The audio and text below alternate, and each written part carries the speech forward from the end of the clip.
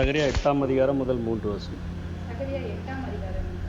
சேனைகளுடைய கர்த்தரின் வார்த்தை உண்டாகி, அவர், நான் சீயோனுக்காக கடும் வைராக்கியம் கொண்டேன், அதற்காக மகா உக்கிரமான வைராக்கியம் கொண்டேன் என்று சேனைகளின் கர்த்தர் சொல்கிறார். நான் சீயோனிடத்தில் திரும்பி எருசலேமின் நடுவிலே வாசம் பண்ணுவேன். எருசலேம் சத்திய நகரம் என்றும் சேனைகளுடைய கர்த்தரின் பர்வதம் பரிசுத்த பர்வதம் என்றும் அழைக்கப்படும் என்று கர்த்தர் சொல்கிறார். இந்த செய்தியில் மிகவும் நம்பிக்கை இழந்த பட்டணங்கள் எல்லாமே இடிஞ்சு போன மண்மேடுகளாக்கப்பட்ட வாழ்க்கையில் ஒன்றுமே இல்லாத இடங்களில் ஒரு மிகப்பெரிய தேசத்துக்கு வெறும் 50,000 பேர் தான் திரும்பி வந்திருக்கிறாங்க. அப்படிப்பட்ட சூழலின் மத்தியில் இங்கொன்று அங்கே ஒன்றுமா ஆட்கள் குடியிருக்கிறாங்க. ஒவ்வொரு தெருக்களில் 4 வீடுகளில் தான் குடியேறி இருக்கிறாங்க. அப்படிப்பட்ட சூழ்நிலையின் மத்தியில் இங்கே ஆண்டவர் சகரியாவின் மூலமாக அந்த ஜனங்களுக்கு ஒரு செய்தி கொடுக்கிறதை பார்க்கிறோம். 70 வருஷ தண்டனையை அனுபவித்து வந்ததுக்கப்புறம் அற்பமான ஒரு ஆரம்ப நாளாக தான் அவங்களுக்கு இருக்குது. ஆசாரியனை ரெடி பண்ணியாச்சு, ஆளுநரை ரெடி பண்ணியாச்சு. ஒரு ஆசாரியனாகிய யோசுவாவை ஆண்டவர் ஆசாரியனாகவும் ராஜாவாகவும் மாற்றி காண்பித்து விட்டார். அவனுக்கு ஒரு சுத்தமான பாகை, சிறந்த வஸ்திரம், அவனுக்கு நீ கிரீடம், இவைகளெல்லாம் செய்து வைத்து நமக்கு முன்னடையாளமாக இன்றைக்கு சபையின் விசுவாசிகள் எல்லாரும் அவருடைய புண்ணியங்களை அறிவிக்கும்படி தெரிந்து கொள்ளப்பட்ட ஒரு ஆசாரிய ராஜரீக கூட்டமாக இருக்கிறது போல் அங்கே யோசுவாவை தெரிந்து கொண்டு இயேசு கிறிஸ்து 1000 வருட அரசாட்சியில் ஆசாரிய ராஜாவாக இருப்பார் என்கிற காரியங்களெல்லாம் நடந்து முடிஞ்சிச்சு. இப்போ அவங்களுக்கெல்லாம் எல்லாம் செஞ்சிட்டீங்க, பாஸ்டருக்கு எல்லாம் செஞ்சிட்டீங்க, ஆளுநருக்கு எல்லா வசதியும் கொடுத்துட்டீங்க, எங்களுக்கு என்ன அப்படிங்கிறது போல ஜனங்கள் கேட்கிற அந்த கேள்விகளுக்கு பதில் தரும் வண்ணமாக இந்த செய்திகள் எழுதப்பட்டிருக்கிறத நம்ம பார்க்க முடியும். இதில் முதல் 8 வசனங்களில் ஒரு தலைப்பின் கீழாக பேசுகிறார். கர்த்தருக்கு ஆச்சரியமானதுன்னு என்ன இருக்குது? மனுஷன் தான் எதை பார்த்தாலும் ரொம்ப ஆச்சரியப்படுற அளவுக்கு அவன் வாழ்க்கை இருக்குது. ஆனால் கர்த்தர் ஆச்சரியப்படுகிற அளவிற்கு அவருக்கு என்னையா அப்படி அவருக்கு காரியத்தை செஞ்சு இதை நான் செஞ்சேன்னு ஆச்சரியப்பட போகிறார் அப்படிங்கிற ஒரு தலைப்பின் கீழாக முதல் 8 வசனங்களையும் அதற்கு அடுத்தபடியாக 9, 10 அஸ்திபாரம் போட்டுட்டு அறகுறையாக விட்டதுனால அவங்க வாழ்க்கையில் ஆண்டவர் கொடுத்த தண்டனையை குறித்து பேசுகிறார். ஆண்டவர் அவங்களுக்கு என்ன தண்டனைகள், ஒரு வேலையை தொடங்கிட்டு இப்போ நானே இங்கே வருகிறேன், இந்த காரியத்தை தொடங்கிட்டு போதங்க, எனக்கு பிரச்சனை நிறையா இருக்குது, வேண்டாம் அப்படின்னு நான் ஓடிட்டேன்னு சொன்னால் என் வாழ்க்கையில் தண்டனைகளை நான் பெறக்கூடும் என்கிற ஒரு காரியத்தை 9, 10 வசனங்களிலும், அதனை அடுத்து சாபங்கள், அதே போல் ஒரு சோசியல் ஒர்க்கு என்ன செய்யணும் அப்படிங்கிற ஒரு சின்ன கட்டளையையும், கடைசியாக சாபங்கள் ஆசீர்வாதமாக மாறும் பொழுது என்னென்ன ஆசீர்வாதங்கள்லாம் நம்முடைய வாழ்க்கையில் கிடைக்குங்கிற ஒரு 4 தலைப்பின் கீழாக இந்த செய்தியை சகரியா வழங்கி இருக்கிறத பார்க்கும். இப்போ இவங்க 3 வசனங்கள் படித்தாங்க. இப்போ ஆண்டவர் சொல்கிறார், இருக்கிற குடியிருப்பு அந்த இடத்த எருசலேமை நான் என்ன செய்ய போகிறேன், பரிசுத்த நகரமாக நான் மாற்றப் போகிறேன். அதற்காக உக்கிர வைராக்கியம் கொள்ள போகிறேன், கடும் வைராக்கியம் கொள்ள போகிறேன். கடும் வைராக்கியம் ஆண்டவர் கொண்டு விட்டார்னா அந்த எருசலேமை குறித்து யாருமே என்ன செய்ய முடியாது. நம்ம மேலே ஆண்டவருடைய வைராக்கியம் இருக்குன்னா நம்மளை யாருமே அவ்வளோ சீக்கிரத்தில் நம்மை தொட முடியாது. அத்தனையான ஒரு மிகப்பெரிய பாதுகாப்பை ஆண்டவர் கொடுக்கக்கூடியவராக இருப்பார். அதே போல் எருசலேம் நகரத்திற்காக நீங்கள் முதல்ல ஒருவேளை நான் மற்றவங்க வரமாட்டாங்க, எதிரிகள் வரமாட்டாங்கன்னு நினச்சிங்க, ஆனால் சுட்டெரிக்கப்பட்டே போயிடுச்சு.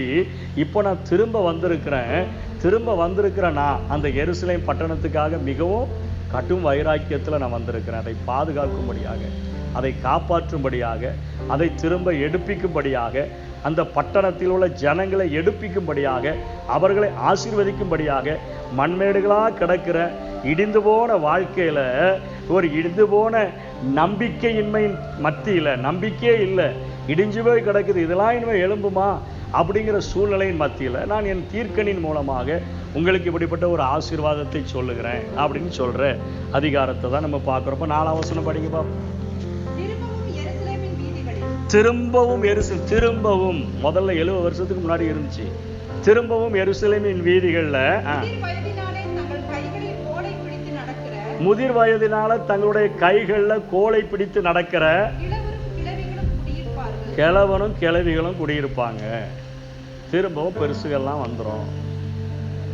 இது நாள் வரையும் காணும். எல்லாம் வாலிபர்கள் மற்றவங்களெல்லாம் பிடிச்சிட்டு போயிட்டாங்க. இவங்களை ஆதரிக்க ஆள் இல்லாமல் எல்லாம் அழிஞ்சு போனாங்க. இப்போ திரும்ப கிழவனும் கிழவியும் என்ன செஞ்சிருவான்? வந்து என்னமோ அங்கங்க நடமாடுவார்கள். நகரத்தின் தெருக்கள்ல விளையாடுகிற ஆண் பிள்ளைகளும் அந்த வீதிகள்ல நிறைந்திருக்கும். ஒரு வீடை எட்டி பார்த்தா பொண்ணையும் காணும். ஒரு தெருவுக்கே 3 வீடு தான் குடியேற்றி விட்டுருக்கு.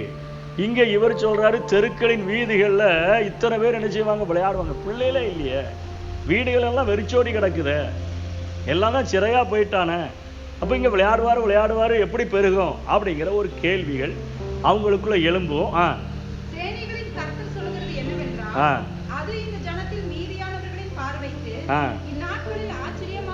ஆமா, உங்களுக்கு ஆச்சரியமா இருக்கும். எப்படியா கிழவியெல்லாம் வரப்போறோம், ஒன்னையும் காணுமே, பிள்ளைகளை ஒன்னையும் காணுமே, தெருலாம் வெறிச்சோடி கிடக்குது, எப்படி பிஸியாக போகுது, எப்படி டிராஃபிக் இதுல வந்து சேர போகுது, எல்லாம் அங்கங்க விளையாடி மக்கள் தொகை அதிகமாகும்னு சொல்றீங்களே, அது எப்படின்னு சொல்லி நம்ம எப்பவுமே நம்ம சுபாவத்தை எழுதியிருக்கு. நம்ம எப்பவுமே ஆண்டவர்கிட்ட என்ன செய்வோம்?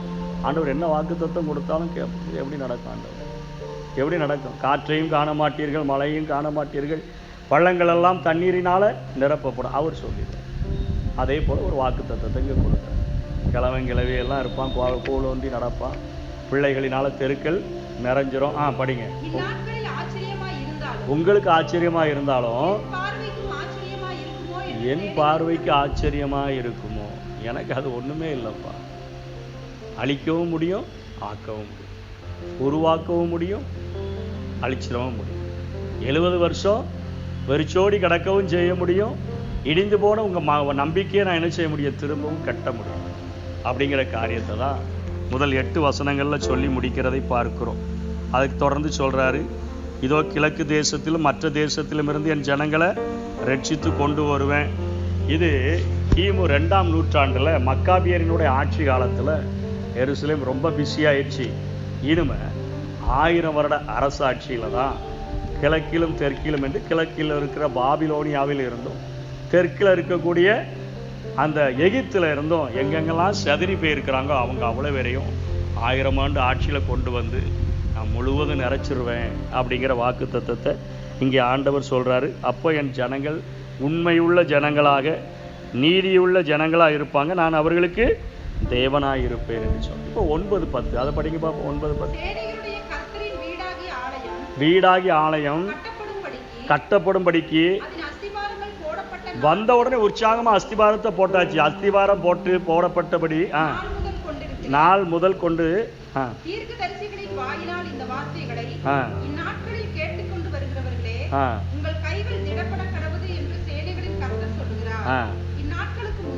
இந்நாட்களுக்கு முன்னே இப்பதான் ஆலயத்தை கட்டி முடிச்சிருக்கிற, ஆனா அஸ்திபாரம் போட்டு 16 வருஷம் விட்டுட்டிய அந்த நாட்கள்ல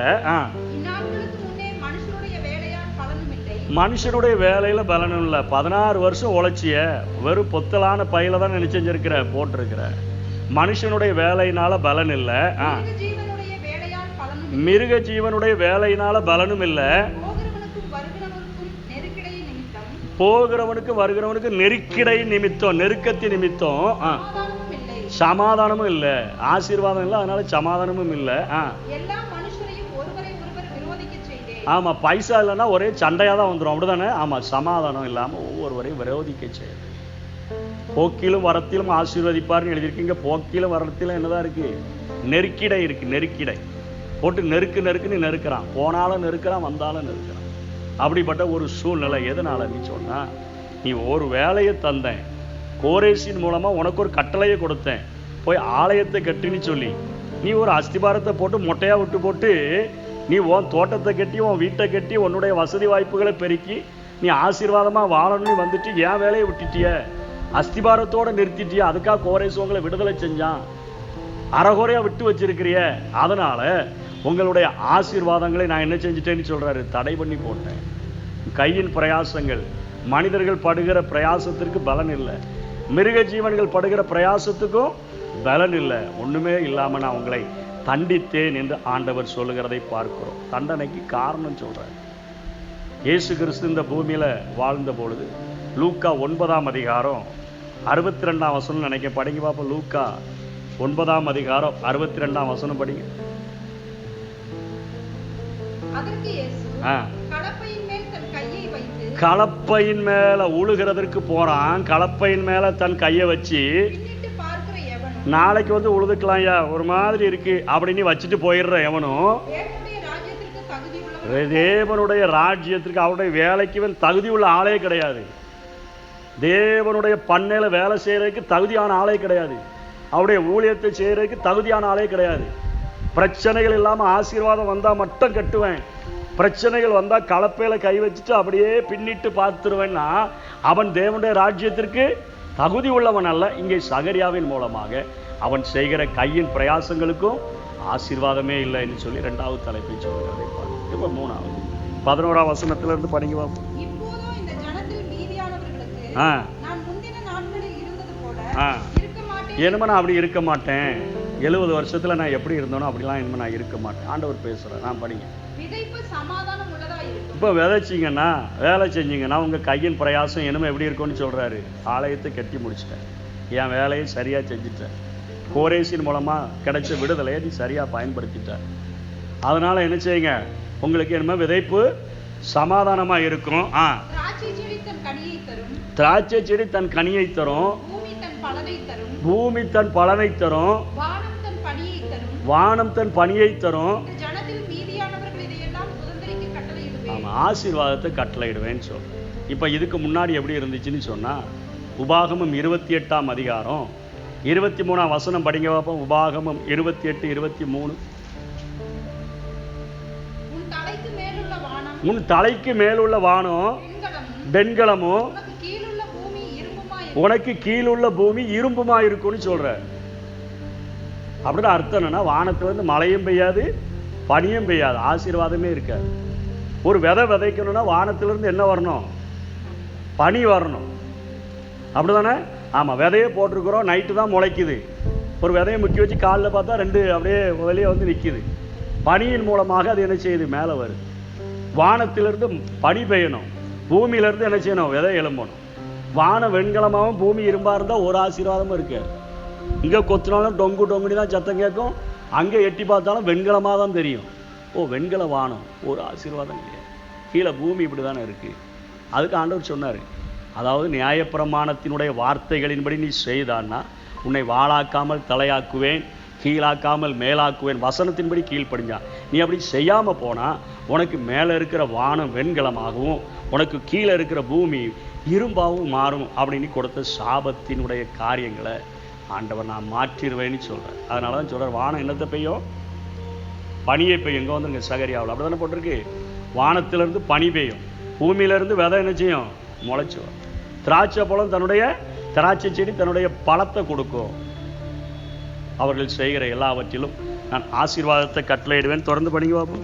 சம்பவிப்பது என்னவென்றால், யூதா வம்சத்தாரே, இஸ்ரவேல் வம்சத்தாரே, நீங்கள் புறஜாதிகளுக்குள்ளே சாபமாய் இருந்தது போல சாபமாய் இருந்தீங்க, இனிமே நான் உங்களை ஆசீர்வாதமாய் மாற்றுகிறேன், ரட்சிப்பேன், பயப்படாதுங்க. அதுக்கு திடப்பட கிடவுது. அதுக்கு அடுத்த வசனம், சேனைகளின் கர்த்தர் சொல்லுகிறது என்னவென்றால், உங்கள் பிதாக்கள் எனக்கு கோபம் ஊட்டின போது நான் உங்களை தண்டிக்க நினைத்து மனம் மாறாமல் இருந்தது போல. உங்களை தண்டிக்கணும், 70 வருஷம் உங்களை நொறுக்கிதான் ஆகணும்னு எப்படி மனம் மாறாம இருந்தனோ அனுப்பினோ, அதே போல ஆசீர்வதிக்கிறதுலேயே நான் எப்படி இருப்பேன், மனம் மாறாம இருப்பேன். 70 வருஷம் இவனை போட்டு இந்த குகைக்குள்ள போட்டு நொறுக்கினா தான் சரி வருவான்னு விட்டு கொடுத்தேன். உங்களை சரி பண்ணணும், பரிசுத்தமா நீங்க இருக்கணும், அதான் எனக்கு வேணும். உங்க வேதனை எனக்கு பெருசு இல்லை, உங்க பாடு ஐயோ பொய்யோ நீ கத்துறதெல்லாம் எனக்கு பெருசு இல்லை. ஆனா அதுல இருந்து நீ வெளியே வரும்போது எப்படி இருக்கணும், பரிசுத்தமா இருக்கணும். டீச்சர்ஸ் அதனால தான் அடிக்கிறாங்க, பேரண்ட்ஸ் அதனால தான் அடிக்கிறாங்க. எதுக்கு அடிக்கிறாங்க, சும்மா போற நேரம் வரணும் அப்படின்னு அடிச்சுட்டு போய் பந்தா காட்டுறதுக்கா பேரண்ட்ஸ் அடிக்கிறாங்க, திருந்தணும்னு அடிக்கிறாங்க. அதே போல டீச்சர்ஸ் எதுக்கு அடிக்கிறான், நல்லா படிக்கணுங்கிறதுக்காக அடிக்கிறான். பேரண்ட்ஸ் எதுக்கு அடிக்கிறாங்க, நல்லா ஒழுக்கமா பிள்ளைகள் வளரணுங்கிறதுக்காக அடிக்கிறான். அப்போ ஆண்டவர் எதுக்கு தண்டிக்கிறார், தகப்பன் சிட்சிக்கிறது போல. உடம்புல வலி வரதான் செய்யும், அடிச்சா வலிக்கும்னு தெரியும், அடிச்சா காயங்கள் உண்டாகும்னு தெரியும், அடிச்சா இருதயத்திலே வேதனைகள் உண்டாகும்னு தெரியும். தெரிஞ்சாலும் நீ திருந்துற வரைக்கும் 70 வருஷம் போட்டு எடுத்த பிறகு அவர்களுடைய தேசத்துல இன்ன வரைக்குமே விக்கிரகத்தின் ஆராதனைகள் இல்லவே இல்லை. இயேசு தான் இல்லைன்னு சொல்கிறான ஒழிய, இயேசு தான் வேண்டான்னு சொல்கிறான ஒழிய. ஏன்னா அதுக்கு அடுத்த அதிகாரம் நாளைக்கு படிக்கும்போது புரிஞ்சிடும் எதுக்கு வேண்டான்னு சொல்கிறேன். அதனால் இவர்களுடைய வாழ்க்கையில் தண்டனை எப்படி நிச்சயமோ அதே போல் ஆசீர்வாதமும் 100க்கு 100 நான் தருவேன்னு சொல்கிறேன். நமக்கு நம்பிக்கை இல்லாமல் இருந்தாலும், ஆச்சரியமாக இருந்தாலும், கிடைக்கிற வாக்கு தத்தங்கள்லாம் இதெல்லாம் எப்படிங்க நடக்கும்? இந்த சூழ்நிலையில் செய்வீங்களாப்பா எப்படி நொறுங்கி போய் இருக்கிறோமே? அஸ்திபாரம் போட்டு எல்லாமே பொத்தல் பையமாய் தானே கிடக்குது. உங்கள் பணியில் எதையாவது செய்யாமல் அறகுறையாக விட்டுருக்கோமா காட்டுங்க. அப்படிங்கிற சூழ்நிலையின் மத்தியில் ஆண்டவர் பேசுகிறார். அடுத்த வசனம் படிங்க.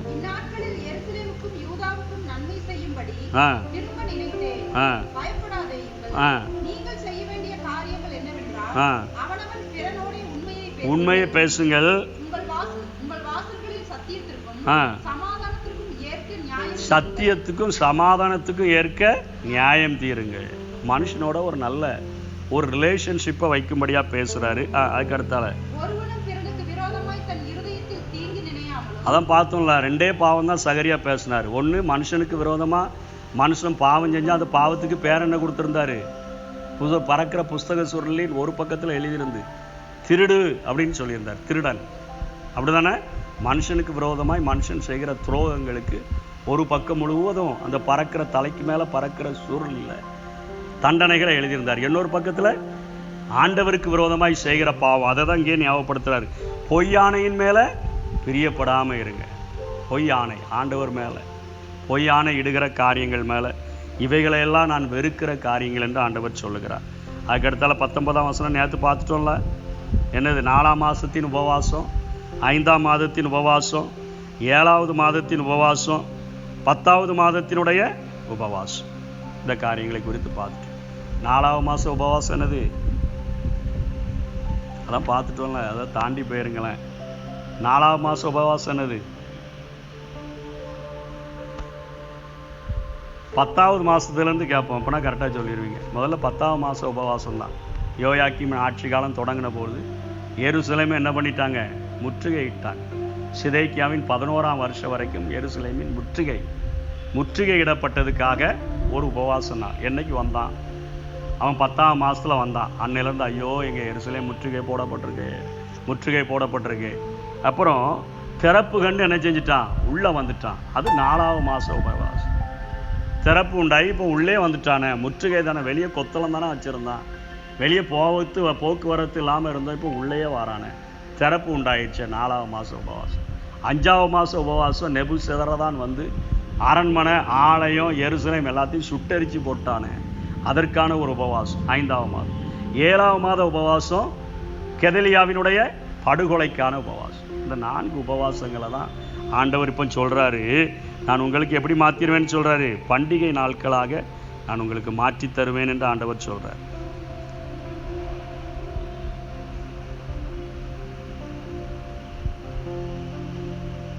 அதுக்கப்புறம் கடைசி வசனம் படிங்க. டைம் ஆயிடுச்சு, ஜெபம் பண்ணி முடிச்சு. 1000 ஆண்டு ஆட்சியில் பலவிதமான பாசையை பேசுகிறவன்லாம் வந்து, புறஜாதியில் ஒரு 10 பேர் வந்து ஒரு யூதனுடைய வஸ்திர தொங்கலை பிடிச்சுக்கிட்டு தேவன் உங்களோட இருக்கிறார்னு கேள்விப்பட்டோம், உங்களோடு கூட நாங்கள் தான் வருவோம்னு சொல்லி அவனை பின்பற்றி கொள்வார்கள் என்று தேனைகளையும் கட்டு. இன்னைக்கு ஆவிக்குரிய இஸ்ரவேலர்களுக்கும் ஆவிக்குரிய பிள்ளைகளுக்கும் ஆண்டவர் சொல்கிற காரியம் தான். ஏதாவது இருந்துச்சுன்னா ஒட்டிக்கிட்டு வருவாங்க, எதுவும் இல்லைன்னா என்ன செய்வான்? தூக்கி போட்டு மிதிப்பான். அப்படிப்பட்ட சூழ்நிலையில் தான் இஸ்ரவேல் ஜனங்கள் இருக்கிறார், யூத ஜனங்கள் இருக்கிறாங்க. இப்போ ஆண்டவர் சொல்கிறாரு, சாபங்கள் ஆசீர்வாதமாக மாறும்போது வானமும் மாறிடும், பூமியும் மாறிடும், விளைச்சலும் மாறிடும், கையின் பிரயாசங்களும் மாறிடும், உன்னை சுற்றி உள்ள ஜனங்களுடைய சுபாவங்களும் என்ன செஞ்சிடும்? உன்னை மிதித்தவன், உன்னை கேவலமாக பேசினவன் உன் வஸ்திரத்தை பிடிச்சி தொங்கிக்கிட்டே வருவான். வஸ்திர தொங்கலை பிடிச்சிக்கிட்டு, நாங்கள் உங்கள் கூட ஆண்டவர் இருக்கிறாராம், நாங்கள் உங்கள் கூட வர்றோங்க, எங்கே போகிறீங்க? ஆலயத்துக்கு போகிறீங்களா? எங்களை கூட்டிகிட்டு போங்கங்க. உபவாச கூட்டத்துக்காக போகிறீங்க, எங்களையும் கூட்டிகிட்டு போங்க. நீங்கள் முதல்ல எவ்வளோ ரொம்ப கஷ்டப்பட்டீங்க, உங்கள் ஆண்டவர் தானே உங்களை ஆசீர்வதிச்சிருக்கிறாராமா, அதனால் நாங்களும் என்ன செய்கிறோம்? உங்கள் கூட ஆலயத்துக்கு வர்றோம். நீங்கள் எங்கே ஆராதிக்க போகிறீங்களோ அங்கே வருகிறோம், நீங்கள் என்னென்ன கூட்டங்களுக்கு போகிறீங்களோ அங்கே வர்றோம். எப்படி ஜெபம் பண்ண சொல்கிறீங்களோ அப்படி செய்கிறோம், எப்படி வேதம் படிக்க சொல்கிறீங்களோ அப்படி செய்கிறோம் அப்படிங்கிற அந்த சாபங்கள் ஆசீர்வாதமாக மாறும்பொழுது ஒரு தனிப்பட்ட மனிதனுடைய வாழ்க்கையை நான் எப்படி மாற்றிடுவேன்னு சொல்கிறாரு. மற்ற 10 பேர் பற்றி கொள்ளுகிற அளவிற்கு, மற்றவர்களுக்கு 10 பேருக்கு ஆசீர்வாதமான ஊற்றாக இருக்கிற அளவிற்கு உங்களை நான் மாற்றிடுவேன். பவுல் அப்போஸ்தலன் சொல்லி முடிச்சிடும் ஜோமனு. பவுல் அப்போஸ்தலன் போக்கிரியாக இருந்தபோது அவனுக்காக உயிரை கொடுக்கறதுக்கு யாரும் இல்லை. ஆனால் அவர் எருசலேம் பட்டணத்தில் மூப்பர்களிடத்துலலாம் பேசிட்டு சொல்கிறாரு, நாங்கள் போகிறேன், எபேசு பட்டணத்தின் மூப்பர்கள்ட்டெல்லாம் பேசிட்டு எருசலேமுக்கு போகிறேன், எனக்கு எல்லா இடத்துலையும் கன்னிகளும் கட்டுகளும் உபத்திரவங்களும் தான் வைக்கப்பட்டிருக்கிறது என்பதை நான் அறிந்திருக்கிறேன், எனக்கு அங்கே தீங்கு செய்கிறவங்க நிறையா இருக்கிறாங்கன்னு சொன்னால் அங்கே பவுல் அப்போஸ்தலனுடைய கழுத்தை கட்டி பிடிச்சி கொண்டு என்ன செய்கிறாங்க, கண்ணீர் விட்டு அழுறாங்க. இறங்க போகக்கூடாது, இறங்க போகக்கூடாது, கண்ணீர் விட்டு அழுறாங்க. அவங்க சொல்கிறான், பவுலே எழுதுகிறாரு, உங்களுடைய கண்களை எனக்காக பிடுங்கி கொடுப்பதற்கு நீங்கள் ஒரு வாய்ப்பு கிடைச்சா கூட அதையும் கூட எனக்காக என்ன செஞ்சுருப்பீங்க, செஞ்சுருப்பீங்க. அவ்வளோ பாசம் வந்துடுது. ஏன் அப்படின்னா ஒரு தேவ பிரசன்னம் ஒரு மனிதனுடைய வாழ்க்கையில் இருக்கிறத ஜனங்கள் கண்டுகொள்ளுகிற வரையிலும் அவன் ஒதுக்கப்பட்டவனாக இருப்பான். அதை கண்டுகொண்டாங்கன்னு சொன்னால் அவனுடைய வஸ்திரத்தை பிடிச்சிக்கிட்டாவது என்ன செய்வாங்க, அவனை தொங்க ஆரம்பிச்சுவாங்க. இந்த உலகத்தில் எது இருக்குதோ இல்லையோ, உலகத்தில் உள்ள எல்லாவற்றையும் விட்டுட்டு அந்த ஒரு நிலத்தில் ஒரு பொக்கிஷம் இருக்குதுன்னு சொல்லி எவன் விலை கொடுத்து வாங்குறானோ அந்த எல்லா ஆசீர்வாதங்களையும் தருகிற அந்த பொக்கிஷமாகிய இயேசு ஒரு மனிதனுடைய உள்ளத்தில் வந்துட்டாருன்னு சொன்னால் அவனுடைய வாழ்க்கையை அவர் மாற்ற ஆரம்பிக்கும் பொழுது அநேகருடைய கண்கள் அவர்கள் மேலே பதிக்கப்பட்டு என்ன செய்வாங்க, அவனை பின்பற்றுகிறவர்களாக. இது இஸ்ரவேலர்களுக்கு 1000 வருட அரசாட்சியில்.